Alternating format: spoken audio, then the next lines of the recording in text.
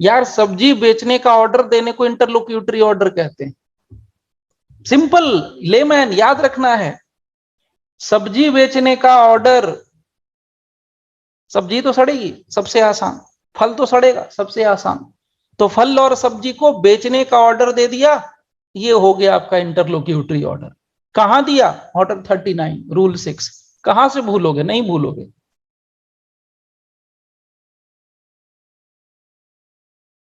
देखिए ये जो इंटरलोक्यूटरी ऑर्डर की यहां पर जो हम लोग बात करते हैं, ये जो इंटरलोक्यूटरी ऑर्डर बेसिकली है, ये इंटरलोक्यूटरी ऑर्डर किसी खास मामले में है, किसी सर्टेन केसेस के अंदर है।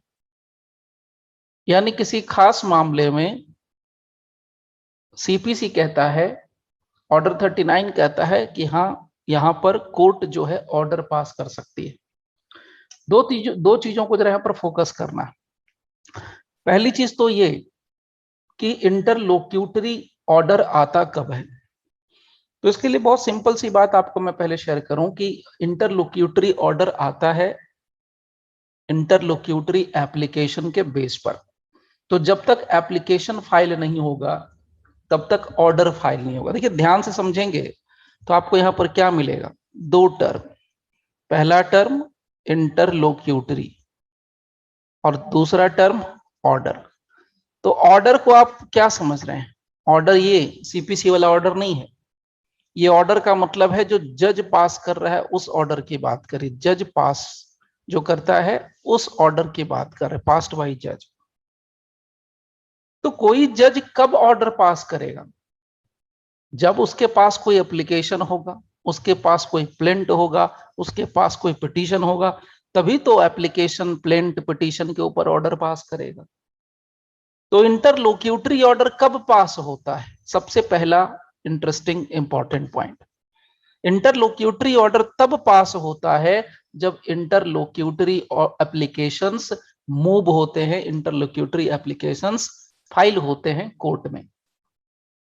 इस बात को समझिए, इंटरलोक्यूटरी एप्लीकेशन जब फाइल होता है तब जाके इंटरलोक्यूटरी ऑर्डर कोई कोर्ट पास करेगा, सिविल जज पास करेगा। अब यहां पर अगर आप ध्यान से देखेंगे ना चीजों को, तो आप यहां से कुछ चीजें मैं आपको शेयर करता हूं, उसको जरा ध्यान से देखिए। इंटरलोक्यूटरी ऑर्डर यहां पर सिर्फ दो सिचुएशंस हैं। There are two situations, two circumstances जहां पर फिक्स करके रखा गया, बिल्कुल फिक्स करके रखा गया किन सर्टेन केसेस के अंदर कोर्ट के पास पावर होगा कि कोर्ट इंटरलोक्यूटरी ऑर्डर पास कर सकता है। और ये जो सिचुएशन है रूल नंबर 6 रूल नंबर 7 में डिस्क्राइब है। समझना आराम से, नहीं समझ में आया पूछ सकते हो।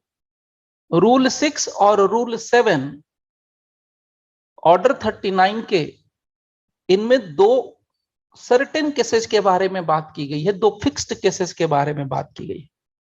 उन परिस्थितियों के बारे में बात की गई है जिसमें कोर्ट के पास पूरा पावर होगा कि कोर्ट उसमें इंटरलोक्यूटरी ऑर्डर पास कर सकता है, प्रोवाइडेड इंटरलोक्यूटरी एप्लीकेशन मूव होगा तभी पास करेगा।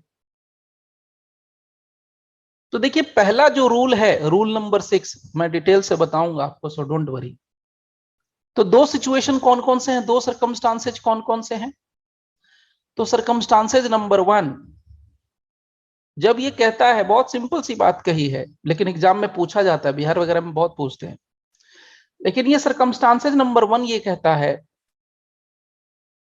कि जब कोई भी ऐसा मूवेबल प्रॉपर्टी हो, क्या? जब कोई भी ऐसा मूवेबल प्रॉपर्टी हो जो कि नेचुरल तरीके से, स्पीडी तरीके से सड़ने गलने वाला हो।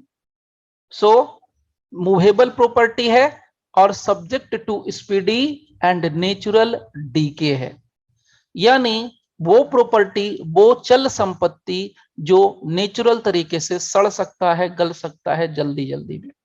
मोस्टली आप एग्जांपल ले सकते हैं, सब्जियां, फल, ये सब। तो कोई भी ऐसा प्रॉपर्टी जो जल्दी से सड़ने गलने वाला है, वैसी प्रॉपर्टी को, वैसे मूवेबल प्रॉपर्टी को सेल करने का ऑर्डर देता है कोर्ट। सेल करने का ऑर्डर देगा कोर्ट। तो ये जो सेल करने का ऑर्डर होगा इसको हम इंटरलोक्यूटरी ऑर्डर बोलेंगे, as per order 39 rule 6 CPC. Order 39 rule 6 CPC. कितना सिंपल है। सड़ने गलने वाले सब्जियों को या मूवेबल प्रॉपर्टीज को सेल करने का ऑर्डर दे दिया, वो ऑर्डर इंटरलोक्यूटरी ऑर्डर है।